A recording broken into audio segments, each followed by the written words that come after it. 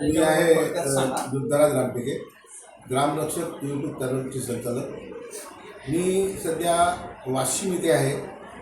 वाशिम जिल्ह्यातील मंगरुळपीर हे तालुका प्लेस आहे आणि या ठिकाणी अखिल भारतीय आदिवासी विकास परिषदेचे प्रांताध्यक्ष माननीय रामसाहेब चव्हाण या ठिकाणी आलेत आणि या शहरामध्ये येऊन त्यांनी सुभाषजी पवणे साहेब आहे जे शिक्षणाधिकारी, गटशिक्षणाधिकारी, BDO अशा अनेक प्रकारचे प्रशासकीय पदं त्यांनी सांभाळलेले आहेत. प्रशासकीय कामाचा त्यांना चांगला अनुभव आहे. शिवाय सामाजिक कार्यामध्ये देखील एक सामाजिक बांधिलकी म्हणून त्यांच्यावर पिंड आहे. आणि आज महाराष्ट्राचे अखिल भारतीय आदिवासी विकास परिषदेचे प्रांतीय अध्यक्ष माननीय रामसाहेब चव्हाण साहेब यांनी त्यांना एक जबाबदारी दिलेली आहे. तर त्यांची नियुक्ती केली आहे एका जबाबदार पदावर. पवने साहेब, आपण सांगा की आपली कोणत्या पदावर नियुक्ती केली आहे त्याबाबत सांगा. धन्यवाद सर. अखिल भारतीय, आपला परिचय द्या थोडासा. मी सुभाष पवने, माजी गट शिक्षणाधिकारी, पंचायत समिती मंगरुळपीर.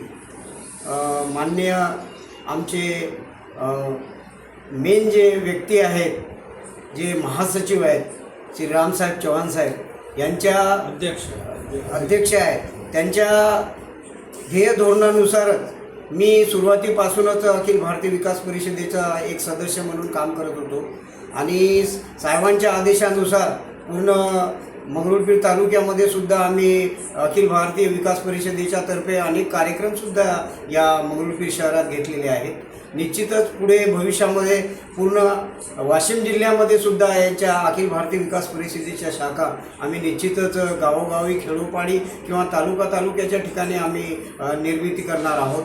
माननीय साहेब रामसाहेब चव्हाण साहेब यांच्या आदेशानुसार मी आभार व्यक्त करतो साहेबांचे की माझ्यासारख्या एका व्यक्तीवर जिल्हाध्यक्षाची जी नियुक्ती माझी केलेली आहे त्याला मी योग्य तो न्याय देईलच. आणि सर्व अखिल भारतीय आदिवासी विकास परिषदेचे वाशिम जिल्ह्याचे अध्यक्षपदी आपली नियुक्ती झालेली आहे. धन्यवाद सर. मला खूप छान वाटलं की माननीय रामसाहेब चव्हाण साहेबांनी माझा जो विश्वास दाखवला त्यांचे मी खूप खूप आभारी आहे. पवने सर, मी थोडासा राष्ट्रीय स्तरावरती काही प्रश्न आहेत त्याबद्दल थोडंसं आपल्याशी चर्चा करू इच्छितो. जसं आता आपल्याला जे आरक्षण आहे तर आरक्षणाचा निकष हा गुणवत्तेवर असावा की जातीय निकष असावा, काय वाटतं आपल्याला? मला तरी वाटते सुरुवातीपासून भारतीय संविधानानुसार जातीयतेच्या आधारावरच आरक्षण मिळायला पाहिजे असं माझं स्पष्ट मत आहे. ठीक आहे सर. दुसरा प्रश्न माझा असा आहे की आता काही लोकांचं म्हणणं असं आहे की हे राष्ट्र हिंदू राष्ट्र असलं पाहिजे, तर काही लोकांचं म्हणणं आहे हे राष्ट्र धर्मनिरपेक्ष राष्ट्र असलं पाहिजे. आपण कुण्या बाजून आहात? हा जो मुद्दा आहे हा धर्मनिरपेक्ष राष्ट्राच्याच, निश्चितच मी धर्मनिरपेक्ष राष्ट्राच्या निर्मितीच्या याच्यासाठीच मी हे आहे, मला सहमत आहे. कारण आपण पाहिलेलं आहे भारतामध्ये नेपाळी हिंदू राष्ट्र आहे, पण हिंदू राष्ट्र 5 वर्षच चाललेलं आहे. आज मी नेपाळमध्ये जाऊन आलो पण ते काही हिंदू राष्ट्र नाही आहे. एकेकाळी ते होतं कारण राजकीय बदल झाला होता आणि त्यामध्ये पूर्ण लोक त्यांचीच असल्यामुळे ते नेपाळ राष्ट्र हिंदू राष्ट्र म्हणून घोषित केलं, पण आतापर्यंत ते असं काही नाही. प्रश्न आहे सर माझा की आता हे जे आपल्याला SC आरक्षण मिळते ते आरक्षणामध्ये आरक्षण असण्याचा सुप्रीम कोर्टाचा निर्णय आहे. तुम्हाला काय वाटते, तो बरोबर आहे? आरक्षणामध्ये आरक्षण नको याच्या मी विरोधात आहे.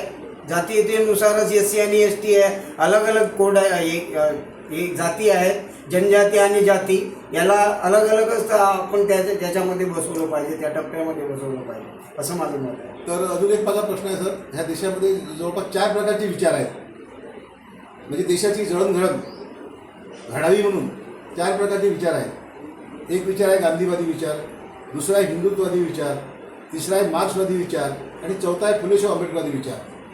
जवळपास ढोबळमानाने 4 प्रकारच्या विचारधारा या देशामध्ये आहेत. या देशाचा विकास कोणत्या विचारधारेने होईल असं आपल्याला वाटतं? माझं तर स्पष्ट माझं आहे की फुले शाहू आंबेडकरांच्या त्या परिवर्तनवादी विचाराचीच या आपल्या भारताला नवे महाराष्ट्राला गरज आहे आणि तेच विचार आपण अंगीकारले पाहिजे. धन्यवाद साहेब. मला आमच्या ग्रामसेवकला आमच्या ग्रामसेवक चर्चा करण्यात आपल्याला धन्यवाद. रामशेठ चव्हाण आहेत महाराष्ट्र प्रांतीय अध्यक्ष, ते याबाबत आपलं मत काय सांगतात त्याबद्दल जाणून घेऊया. आज आम्ही मंगरुळपीर येथे आलो. माननीय सुभाष पावणे सर गेल्या 30-40 वर्षापासून समाजसेवा करतात. घर सांभाळून, नोकरी सांभाळून आणि त्याची शेतीवाडी सांभाळून ते नोकरीची पर्वा न करता समाजासाठी विविध प्रबोधनाचे कार्यक्रम, परिवर्तनवादी विचाराचे कार्यक्रम, फुले शाहू आंबेडकर, बिरसा मुंडा या विचाराचे ते गुरुजी आहेत. आमचं सर्वांचं त्यांच्यावर खूप पहिल्यापासून प्रेम होतं, पण नोकरीत असल्यामुळे आणि जबाबदारीचं शिक्षणाधिकारी पद असल्यामुळे त्यांना वेळ मिळत नव्हता. आता ते सेवेतून मुक्त झाले आणि आता पुढे आणखीन 15-20 वर्षे त्यांना इथे समाजसेवा करायची आहे. म्हणून आज रोजी आम्ही इथे माननीय प्रदेश महासचिव मुख्यालयाचे माननीय विलासदादा वाघमारे, अशोकराव चव्हाण साहेब आमचे जिल्हाध्यक्ष, आमचे मीडिया प्रमुख आमचे रामटेके साहेब, आमचे उपाध्यक्ष विनोद मसरामजी, हे सर्व मंडळी आलेली आहे आणि हे मंडळीसमोर आम्ही आता त्यांच्या मंगरुळपीरामध्ये येऊन आम्ही त्यांना जिल्हाध्यक्ष करण्याचा ठराव पास केलेला आहे.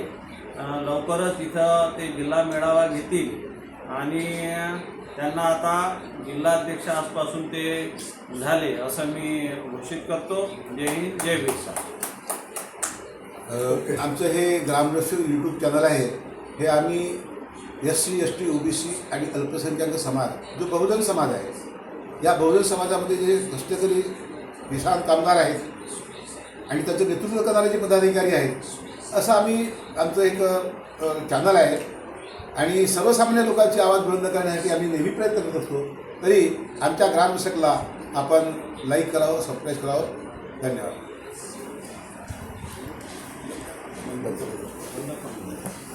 तर ते आमचं ते चॅनल आहे, बंद करणं थोडंसं पाहत चला. ग्रामरक्षक तुमच्या मोबाईलवर यूट्यूब